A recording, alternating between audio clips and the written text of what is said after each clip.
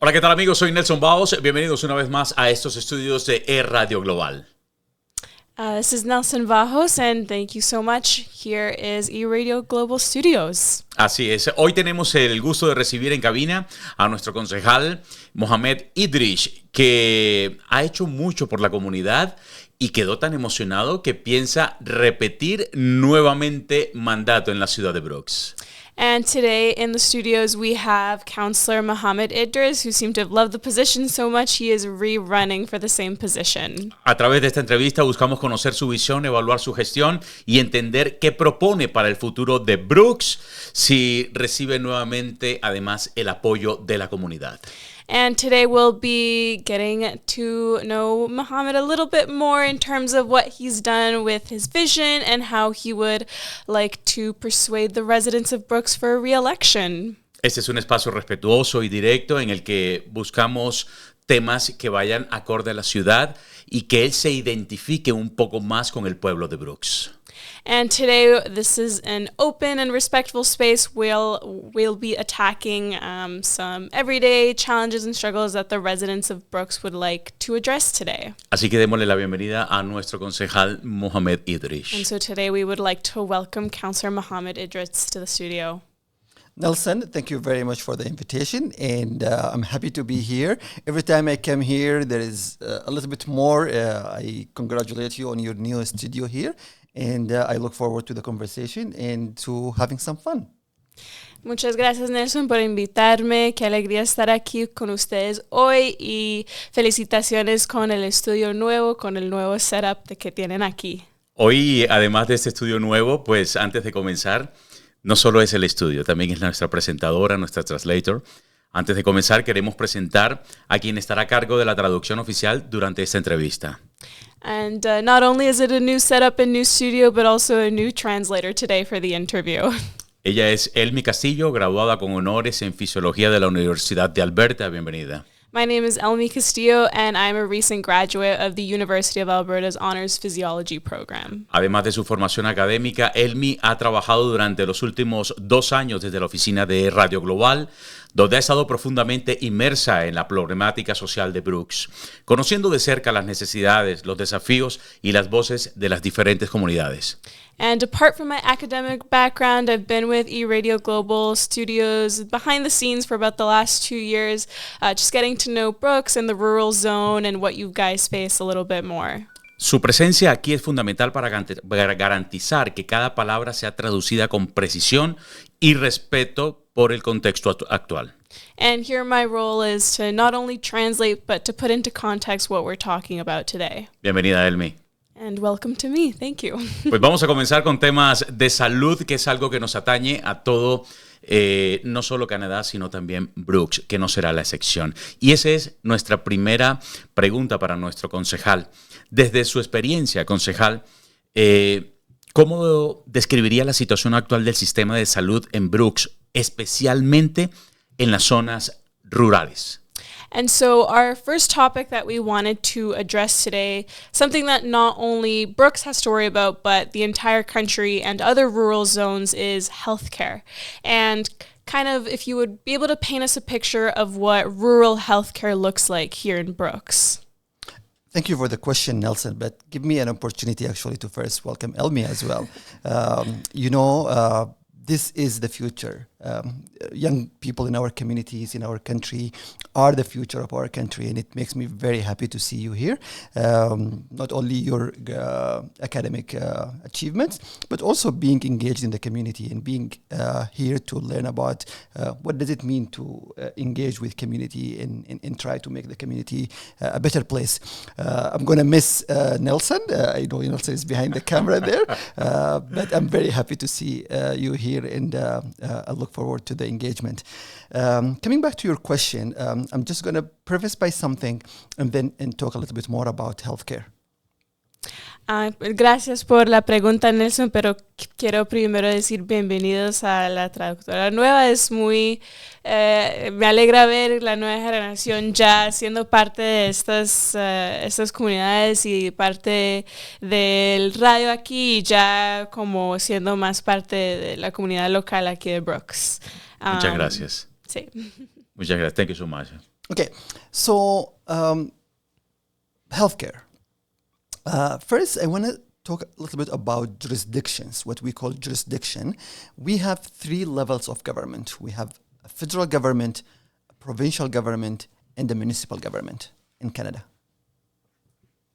Entonces, primero lo que hay que entender es que en el gobierno canadiense hay como por decir 3 niveles, lo federal, provincial y ya después el local. Okay. Mainly, healthcare is a provincial jurisdiction. Entonces, en temas de salud, eso es algo que es parte más del nivel provincial. Mm-hmm. But both governments, the federal government and the municipal government, can play some role in that. And if we talk about rural health, we do see a lot of issues. We do see long wait times in emergency rooms. We do see that many people are not able to get their own family physicians. We see that people need to travel to Calgary or Medicine Hat, a bigger city, to get some of their healthcare needs met. Entonces, no solo que el gobierno provincial es el único que se encarga de lo de salud, pero también los niveles federales y locales también pueden como tener parte de eso. Pero lo que también es muy importante de entender es que hay unos problemas, eso sí, en el salud rural, como esperas de tiempos muy largos, si mucha gente no tiene médicos familiares que ellos tienen como ya fijos, o tienen que viajar distancias muy largas como ir a Calgary o a Medicine Hat para tener esa salud. Ese es uno de los grandes problemas que atañe a esta comunidad, y qué bueno que está nuestro concejal actual, que piensa para este 20 de octubre volverse a reelegir. Y la siguiente pregunta va precisamente, pues sabemos que este es un tema de gobierno nacional, pero yo pienso que desde la parte de como concejal, desde el consejo, ¿qué gestiones ha realizado desde su posición para mejorar la atención en Brooks? Que creo que ese es algo que sí lo atañe a él directamente. Entonces, in terms of, with the re-election coming up October 20th, and you're right, those are issues that Brooks and other rural zones are facing. And now that you've kind of explained those jurisdictional differences, at a councillor level, what is it that you are able or have been able to do? Very good question. Here in our community, we try to address this from local levels on a regional basis. So Brooks is surrounded by the county of Newell, and also part of our region is places like Bassano, places like Dutchess, places like Rosemary. So we actually work closely together, and we have done a lot of work on that. I'm going to mention some of the things that we have done. We have engaged with Alberta Health and the provincial governments in terms of recruitment, trying to bring doctors into our community.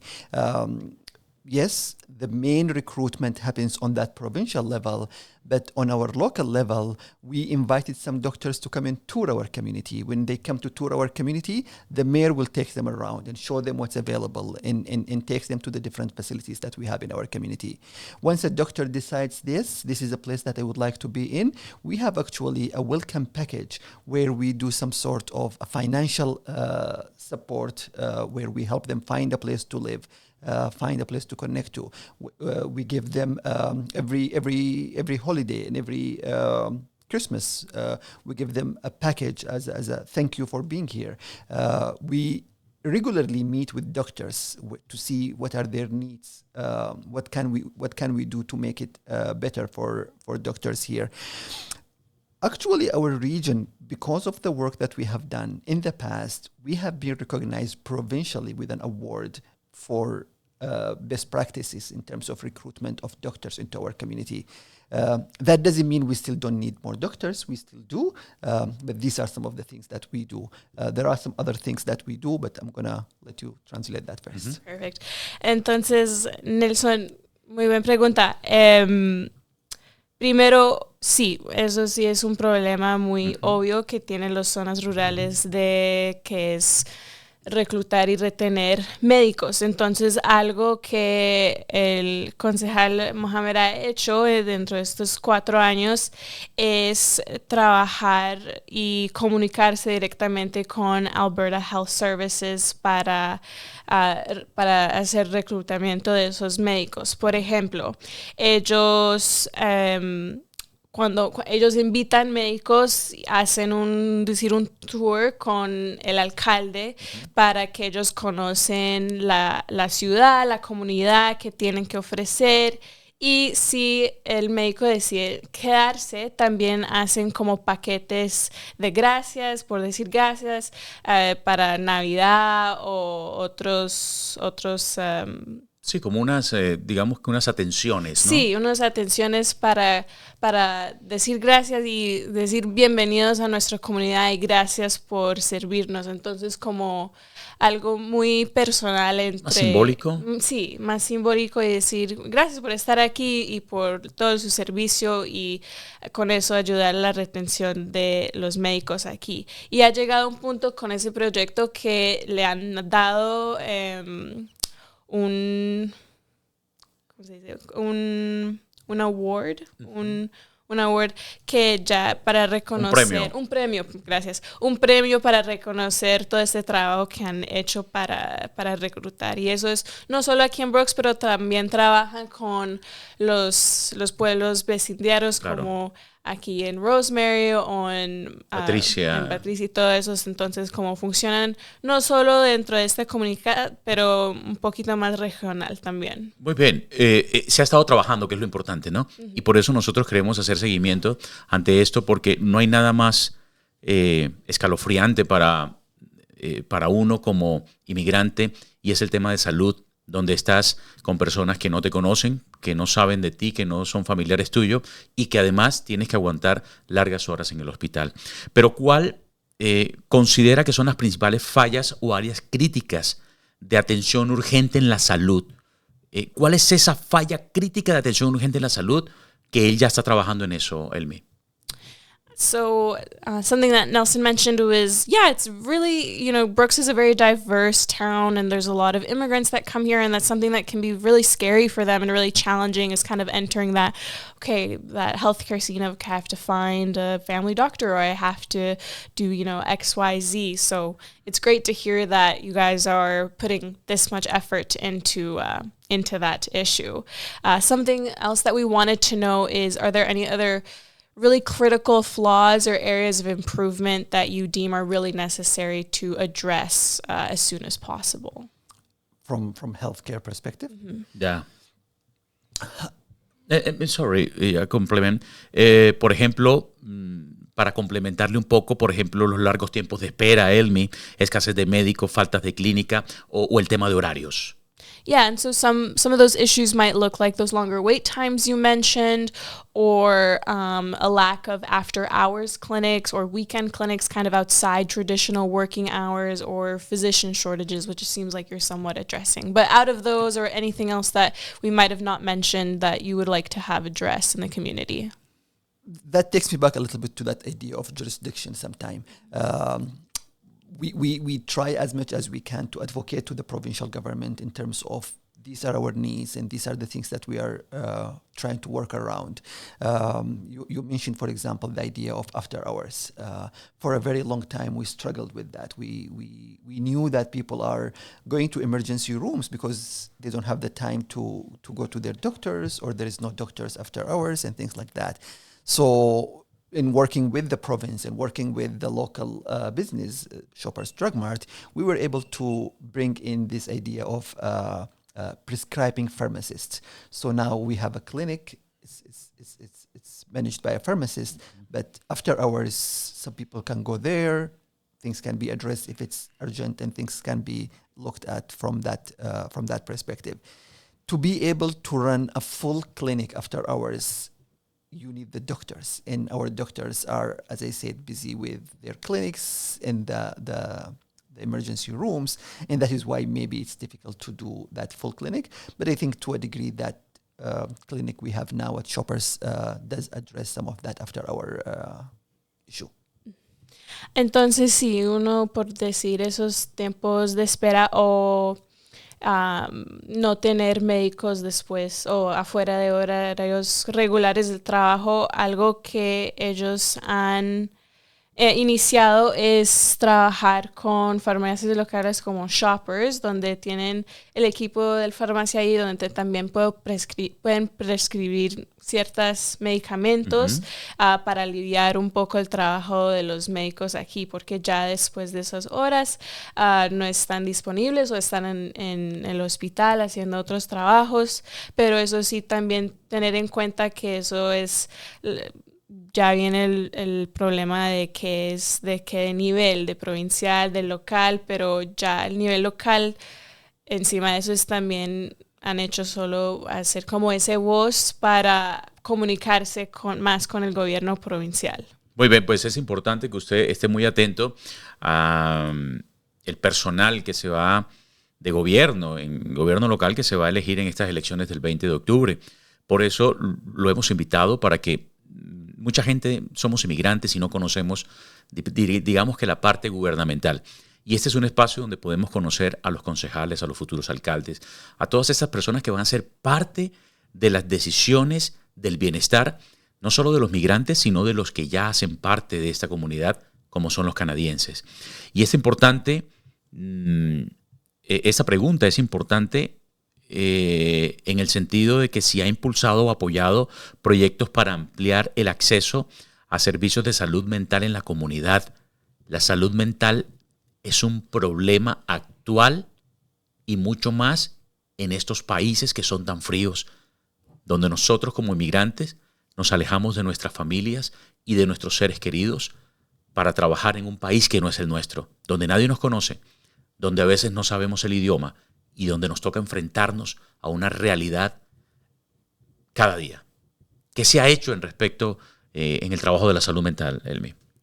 So another thing kind of still in the same healthcare realm that we're wondering is mental health.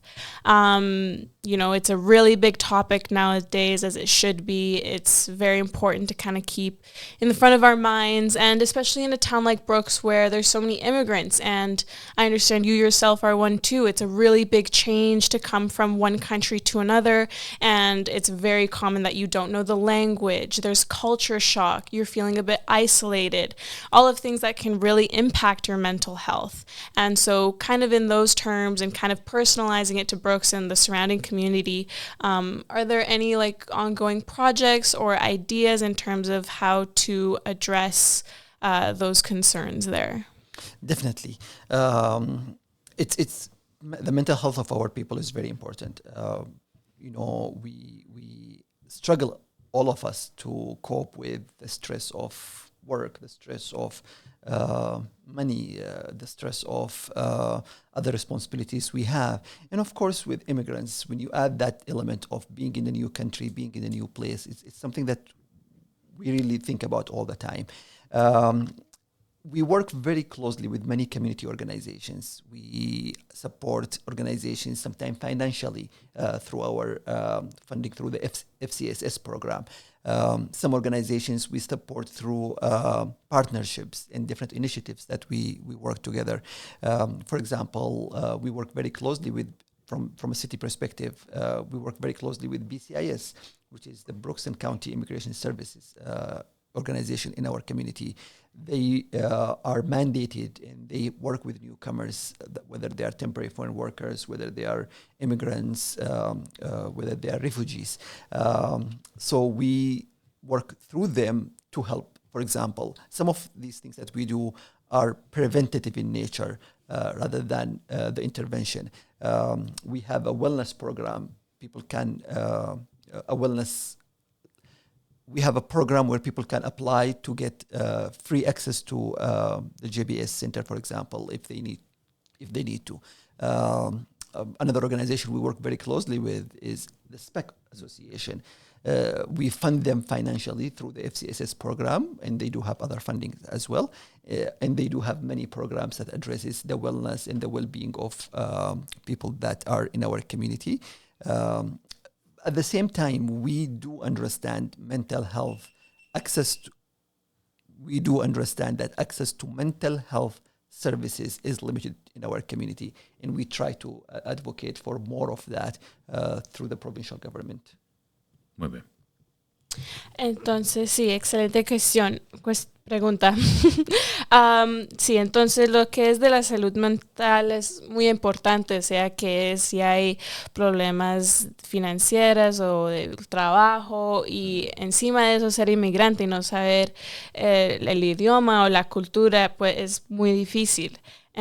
Unas cosas que han hecho en los últimos años es trabajar con organizaciones locales, apoyándolos financieramente para como con programas de bienestar, y donde los que vienen al país, pueden ser inmigrantes o refugiados, pueden aplicar para acceso al centro de JBS o pero lo que es sí de verdad acceso a servicios para la salud mental es limitado, eso sí. Entonces, lo que están haciendo ahorita es apoyar organizaciones locales que ayudan a los que vienen a nuestro país a hacer como esa transición un poquito más fácil. Pues muy bien, ahora vamos a hablar de la gestión y los logros.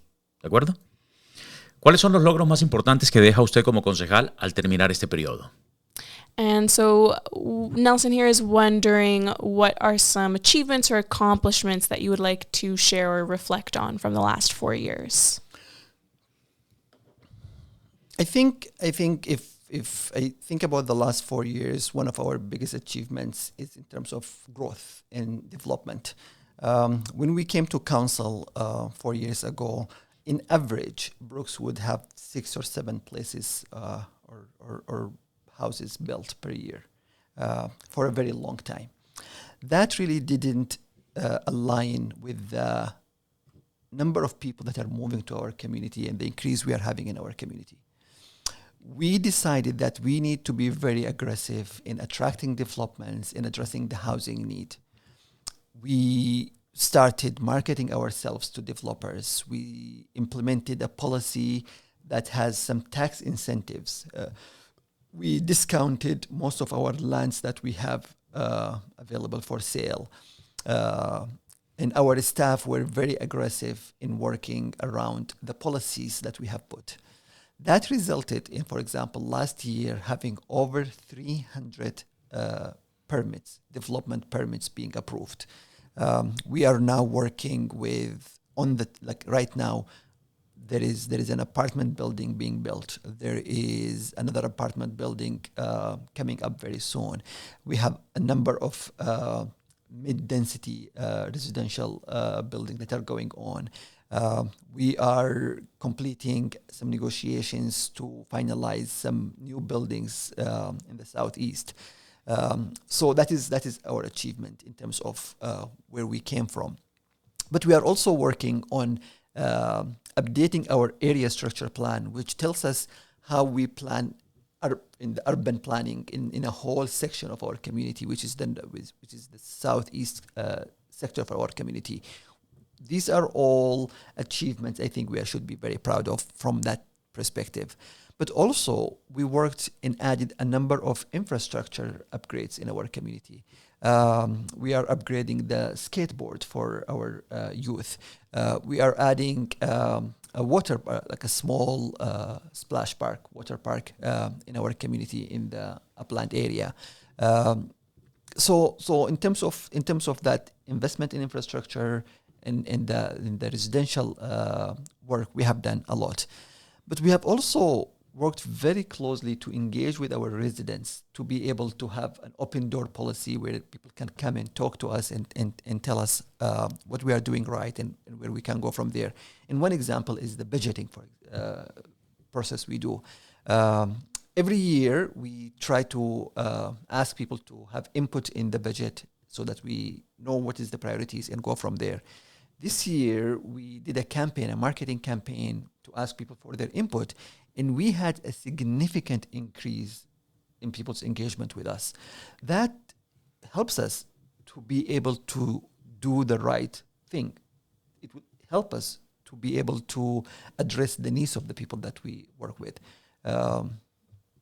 I think in general, I believe we have done a lot, and that doesn't mean we are there. There is still a lot of work that needs to be done. Excelente pregunta. En los últimos 4 años creo que sí hemos hecho un buen trabajo en respecto al crecimiento y el desarrollo de la ciudad de Brooks. Por ejemplo, en el 2021, hace 4 años, había solamente como 6 a 7 casas construidas cada año. Y eso no era suficiente con la cantidad de gente que llegaba a la ciudad. Entonces, para arreglar eso, había mucho impulso para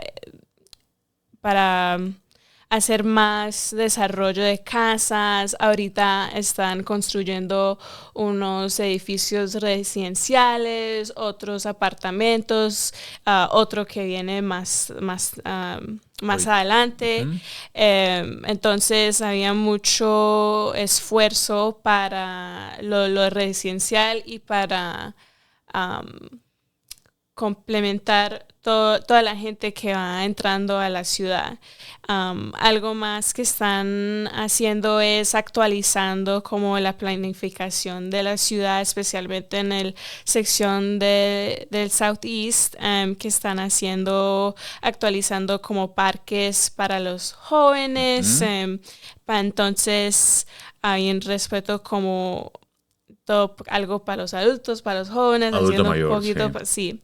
Entonces también otra cosa que han hecho es querer más conexión con los residentes, y una forma que ellos han hecho eso es pedir las opiniones de los residentes en el presupuesto de la ciudad. Entonces eso sí han visto que ha incrementado mucho la conexión entre el gobierno local y los residentes aquí en Brooks. Muy bien, cuando uno se lanza, cuando uno asume una candidatura al consejo o a cualquier estado del gobierno, hace promesas, así como estas las cumplió. ¿Cuál no cumplió y por qué?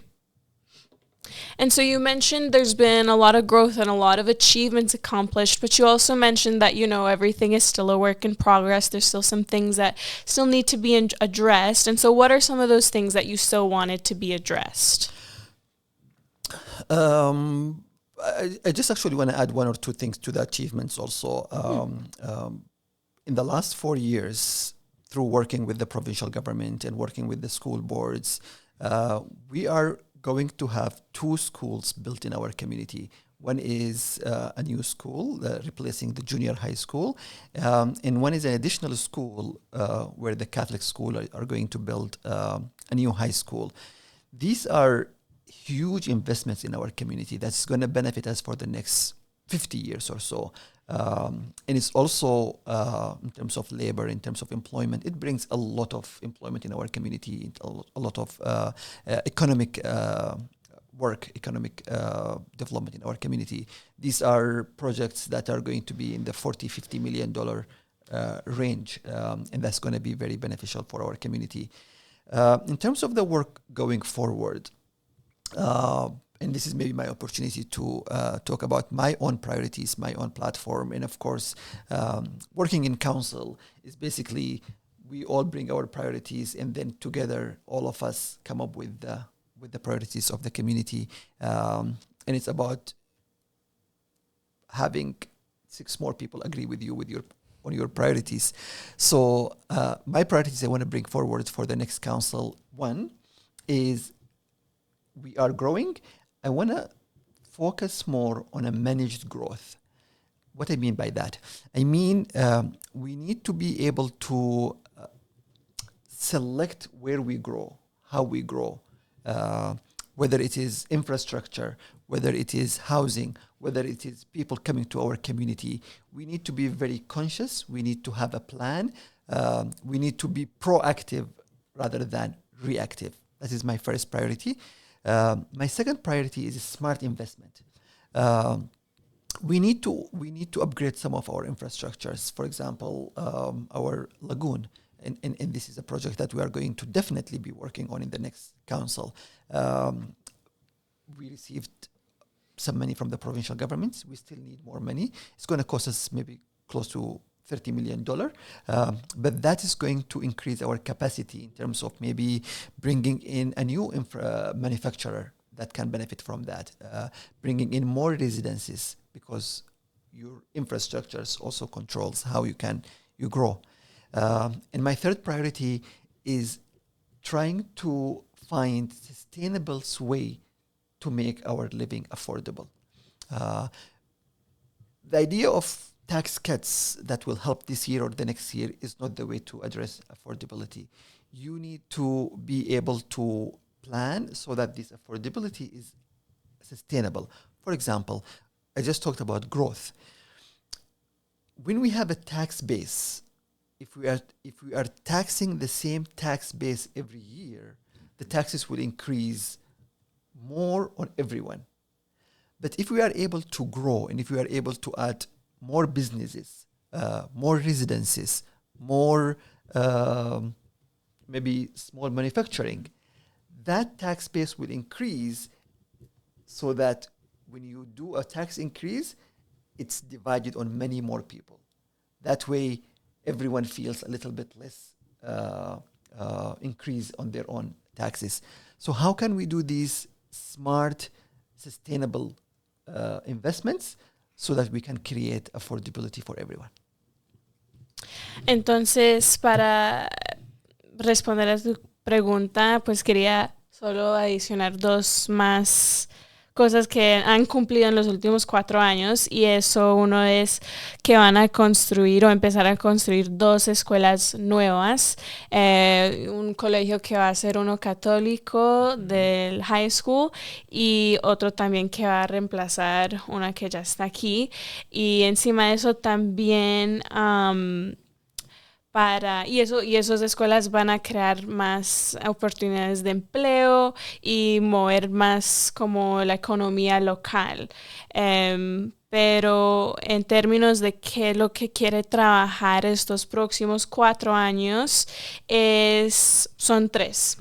Primero es enfocar en cómo va a crecer la ciudad, es decir, dónde van a crecer, cómo van a crecer. Hay que ser más selectivo, es decir, dónde queremos enfocarnos, si es en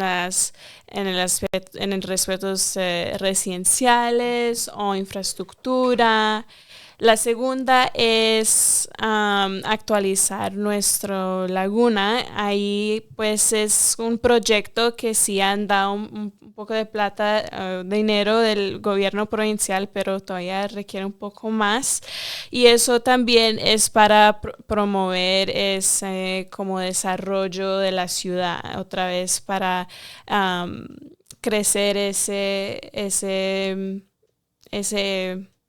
movimiento de residentes adentro aquí a la ciudad. Y tercero es crear o encontrar unos medios como más sostenibles para lo que es vivir. Muy, muy costoso vivir ahorita. Entonces, si podemos como expandir nuestra base de los impuestos, si hay que subir los impuestos, no son las mismas personas que hay que dar más, pero si hay más personas, se divide más entre todo el grupo. Así es. Pues bueno, ahora vamos a hablar de la reelección y visión a futuro, que es lo que viene a continuación. Además de qué lo motiva a buscar la reelección como concejal, ¿qué considera que falta por hacer? And so to kind of come back to your re-election, what is it that you would like to kind of let the people of Brooks know, saying that you're working towards? What projects do you kind of want to say that you're still working on, so that if you're here for the next 4 years, you're able to do so? Yeah. First, I actually want to say the last 4 years were the best 4 years of my life till now. To be entrusted with with the interests of your community, for people to have that trust in you, is something that I don't take lightly. And I hope I can earn their trust again to sit in council and represent them. That's number one. Number two, in terms of, as I said earlier, in terms of my own priorities, the three I mentioned: managed growth, smart investments, and sustainable affordability.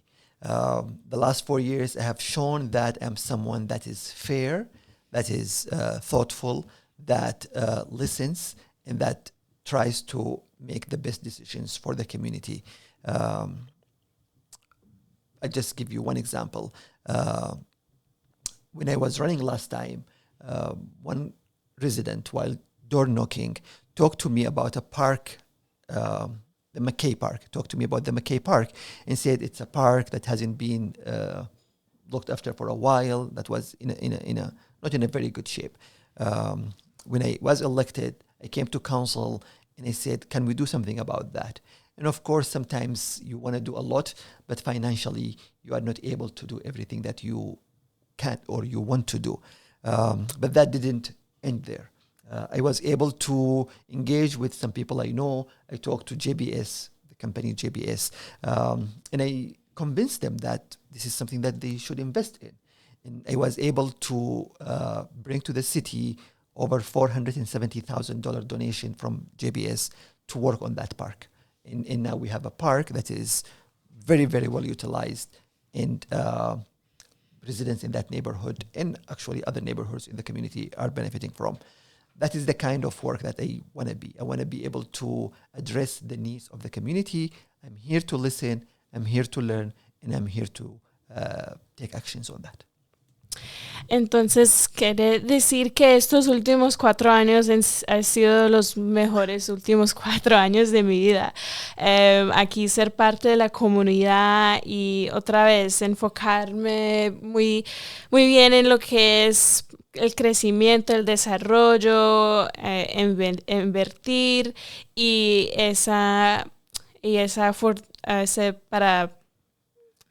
para hacer lo de las infraestructuras y lo demás. Y algo que quiere compartir es que él es muy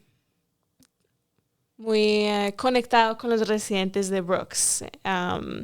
Él hace unos años estaba hablando con un residente así 1 a 1 y el residente mencionó el parque de McKay, que era un parque aquí local, que era como abandonado, no estaba muy bien cuidado y eso lo impactó mucho. Entonces cuando llegó ya a ser concejal, eso fue algo que él como llevó a la mesa, a este parque que es muy importante a los residentes, hay algo que podemos hacer. Y eso de traer las ideas es una cosa y la otra cosa es el dinero. Entonces eso es como algo que había como lo limitado, pero no paró ahí. Él siguió y habló con la compañía de JBS y logró asegurar una donación de $470,000 en ese proyecto para trabajar y mantener ese parque que ahora los utilizan los residentes de Brooks. Así es. Pues esa es la gestión que ustedes tendrán que analizar y mirar cuál es la mejor elección y por quién hay que votar. Y a eso hace referencia a esta siguiente pregunta. ¿Qué diferencia hay entre él y los demás candidatos? ¿Por qué votar por él? And so it sounds like you are very committed to the community and are just another question that we have here is why should the residents of Brooks choose you over other candidates that may also be running? Yeah. That's a very good question. Buen pregunta. Okay. Putting me on the spot. So a couple of things. We have had a wonderful council, and we have a lot of good people running now for council now that I will be honored to work with and collaborate with on the work we do with any of them. When I put my name forward, I hope my actions speak much more than my words. I have shown that I have now the experience, I have the commitment, and it's, for me, it's not, being on council is just one way that I can add to the community. I have lived in this community for almost 20 years, and I have been engaged not only for the last 4 years, I have been engaged for the last 20 years. And I will continue to be engaged for many, many years to come. So I hope people in Brooks see that, and they will give me their trust one more time. Excelente pregunta. Entonces, aquí el equipo del concejal es hecho de muy buena gente y sería un placer trabajar con ellos otra vez. Lo que quiero dejar es que mis acciones son más duros o hablen más que mis palabras. He demostrado ahora que tengo esa experiencia en los últimos 4 años, que me he comprometido con la comunidad, y aquí yo tengo 20 años viviendo en Brooks. No es solo que me ha conectado y ha hecho cosas por la comunidad estos últimos 4 años, pero casi los 20 años que he vivido acá.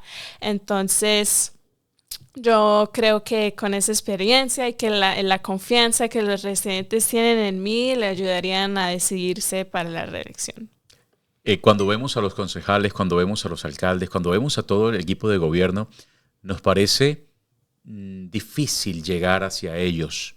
No hay una comunicación directa, lo hablo por los inmigrantes como nosotros. El caso mío es diferente porque soy un comunicador, sí o sí me toca llegar a la meta. Pero hablo con esas voces de los trabajadores, todos somos trabajadores, pero de ese trabajador que le parece imposible llegar a un concejal. La pregunta sería, ¿cómo va a ser él para tener más acercamiento con el inmigrante y con el local? Lo hablo por experiencia propia de amigos que han hablado conmigo.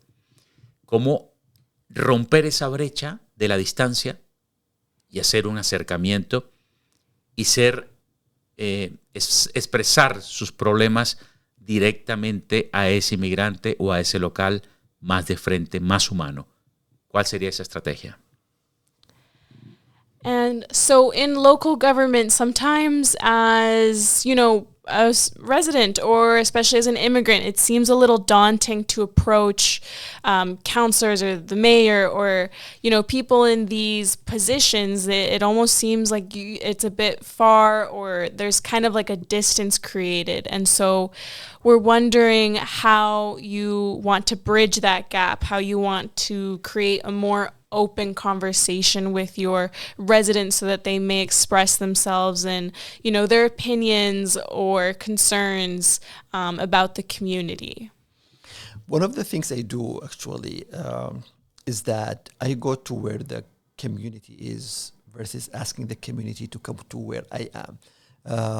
Our community is full of events, full of opportunities for engagements. Like, for example, today, there is a heritage market, and there is like an event happening at the Veterans Park by the city.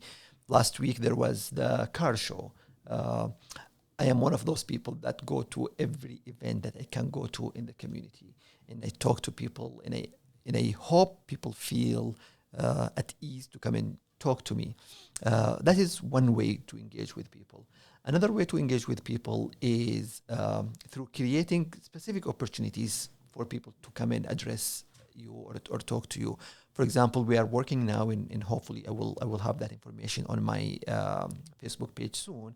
I'm working with a number of different councillor candidates where we can have an event where people can come and talk to the candidates and learn about them and learn about their platforms and things like that. Formally, a little bit more formally, there is an event going to happen on October 1st, where it's going to be the official forum for the election, where all the candidates will be there. People can ask questions. People can and they will hear us all. It's put together by the Chamber of Commerce, and it's going to be at the Griffin Park. So October 1st in the evening, I think around 5 or 6 p.m. At the Griffin Park Theater, at the Griffin Park School. Beside that, I think the difference between the provincial, federal, and local government is that local leaders live in the community that they are working. Like MLAs, they're mainly in Edmonton. MPs, they're mainly in Ottawa. But we are here. I have neighbors. I have my kids go to the same schools that your kids go to. I go shopping for my groceries at the same groceries that you go for shopping to. Mm-hmm. And that is why it's actually, by the way, the only level of government that part of the requirement that you live in the same place that you want to be elected at. In the provincial government, in the federal governments, you could be elected from somewhere that you don't live in. But in the municipal government, you have to be a resident of the community that you are running for. I hope we are a little bit more closer to the people, and people don't feel intimidated to come and talk to us, and come grab coffee with us. Excelente pregunta, Nelson. Entonces, algo que yo quiero hacer es, o que yo hago personalmente, es que yo voy donde está la comunidad y no espero que la comunidad llegue a donde estoy yo. Eso puede ser como ir a eventos como aquí el Heritage Market o el espectáculo de carros que tenían. Eso es yendo a donde está la gente, ir a hablar con ellos y como acercarme físicamente. También es crear oportunidades para la comunidad, para aprender las plataformas de cada candidato, de cada concejal. Y bueno, algo más formal sería el 1 de octubre en Griffin Park, como a las 5 de la tarde, es donde todos los candidatos van a hablar de su plataforma y compartir con la comunidad qué es lo que ellos quieren hacer. Entonces también eso es otra forma donde se pueden conectar todos.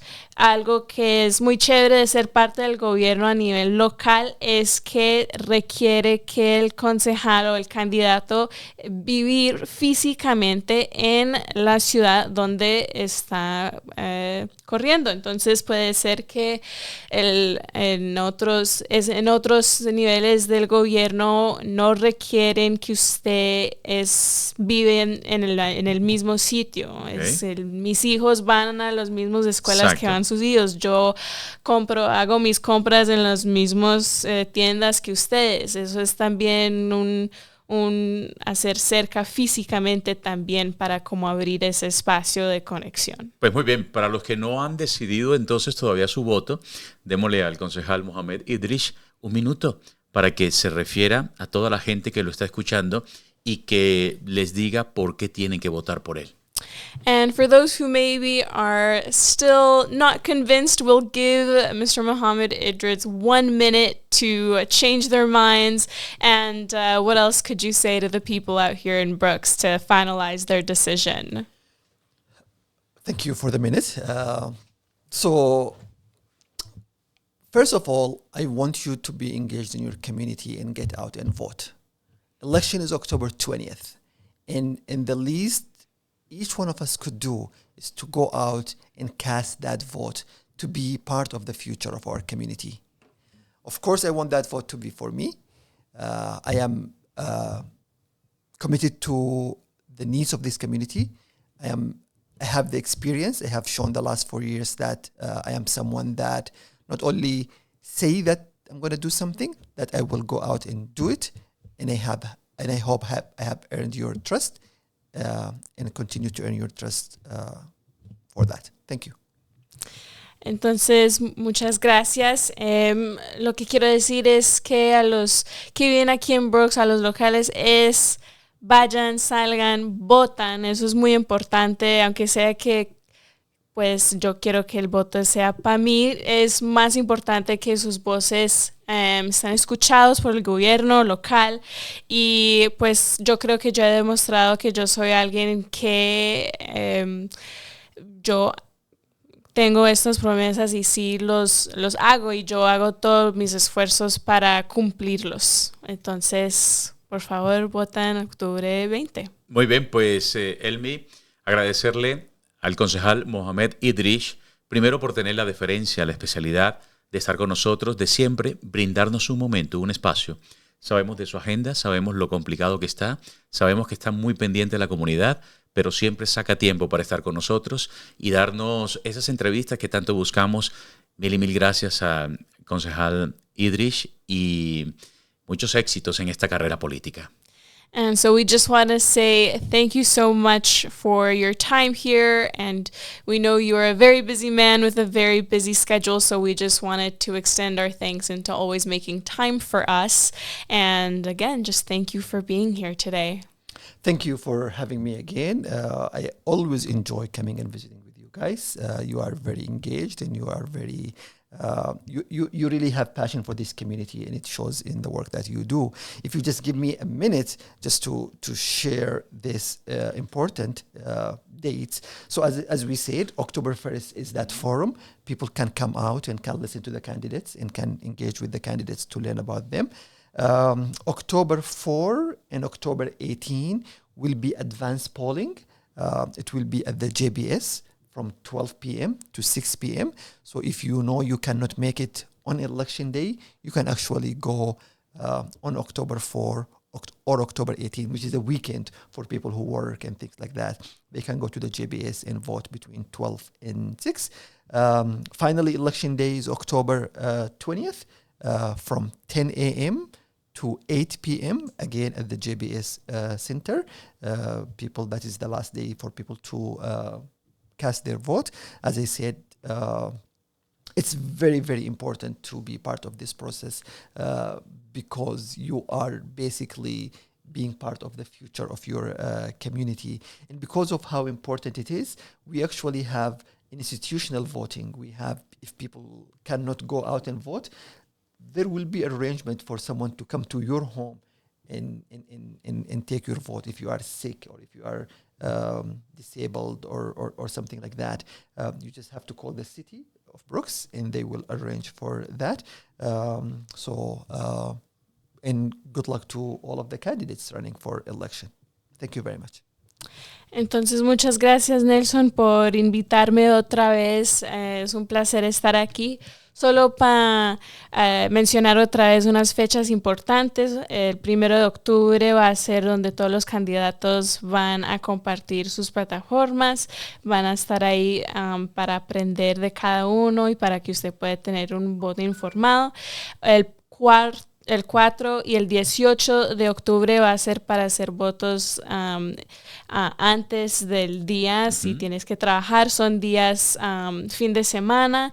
Va a ser en el centro de JBS de las 12 hasta las 6 de la tarde. Y ya el 20 de octubre es el día oficial de elección, que va a estar abierto el centro de JBS otra vez de 10 de la mañana hasta las 8 de la noche. Y ahí ya es el último día para votar.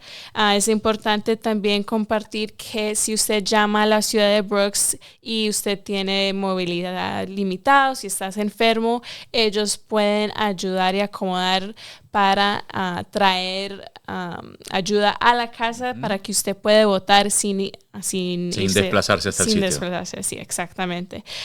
Entonces, sí, muchas gracias por estar aquí y es muy importante votar, hacer parte de la comunidad local y porque ustedes son el futuro de esta ciudad. Así es, pues ustedes han escuchado. Muchas gracias a todos los que están conectados a la señal. Elmi Castillo por la traducción. Mohammed Idriss, gracias por estar con nosotros y nos volveremos a ver en otra entrevista de eRadio Global en nuestra plataforma www.eradioglobal.com. Quien les habló, Nelson Baos, y nos veremos en una próxima entrevista. And thank you so much for coming today. Thank you so much to the translator, Elmi Castillo, and to Councillor Mohammed Idriss for coming to talk to us today. And we wish you the best on your re-election here. Thank you so much. Thank you.